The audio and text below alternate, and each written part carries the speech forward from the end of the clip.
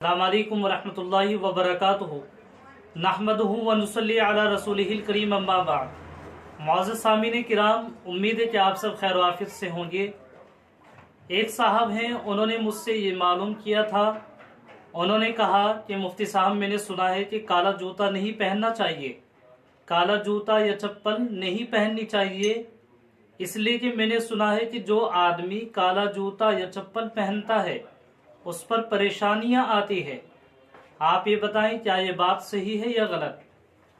तो मैंने सोचा इस पर वीडियो भी बना दी जाए ताकि और लोगों को भी इससे फायदा पहुंच जाए।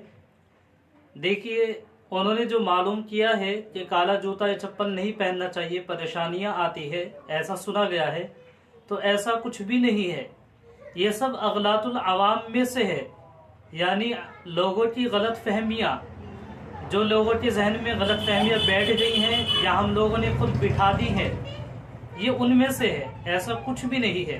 इस चीज़ का ना तो शरीयत से कुछ लेना देना है, ना कुरान करीम में इसका कोई सबूत है कि मना किया गया हो। ऐसा कुछ भी नहीं है।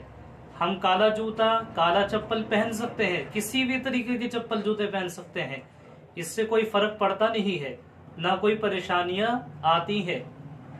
और आप सबसे भी गुजारिश है कि आपको भी अगर कुछ भी पूछना हो तो आप कमेंट्स में लिख करके पूछ सकते हैं, उस पर भी वीडियो बनाई जाएगी इंशाअल्लाह ताला।